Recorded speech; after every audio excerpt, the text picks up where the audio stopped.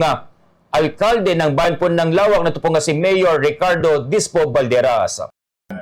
Tuloy nga, nagkaroon kami ng problema last week kasi yung mga gasoline station dito ayaw nilang magbigay sa mga naka-container na bibili ng kanilang mga produkto. At ang ginawa ko, tinawag ko yung mga katiwala ng mga gasoline station na bigyan nila o bintahan nila yung mga naka-container kasi puro mga farmers mga yon.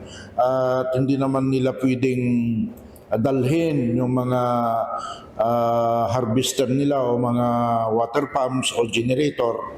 So kailangan bigyan nila o bintahan nila ng mga produkto nila. Isa pa doon, yung mga construction equipment na may trabaho dito sa aming bayan na dapat bintahan nila kasi hindi mo naman pwedeng dalhin ang isang bulldozer o isang backhoe excavator doon sa gasoline station. Kung proposal nung last week na magbibigay kami ng parang gas slip sa mga magsasaka na talagang rehistrado silang farmers dito sa aming bayan. Pero okay naman na, natugunan na yung pakiusap ko at hiniling kong pabor sa mga magsasaka natin. Nagpapatunay lang na sila ay membro ng farmers dito sa Lawag.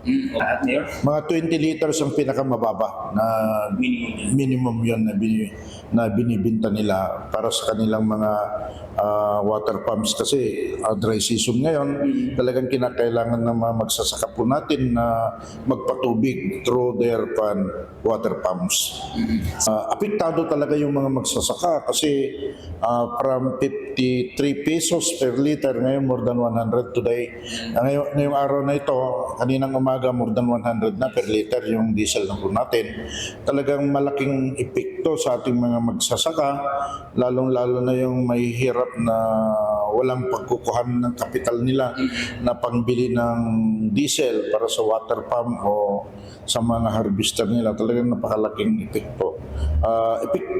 Apektado lahat, pati yung mga kababayan natin na bibili, di ba? Yung mga gulay, kung ano man kinakailangan sa bahay, talagang tumaas lahat, marami. Sana matapos na yung problema dyan sa Middle East.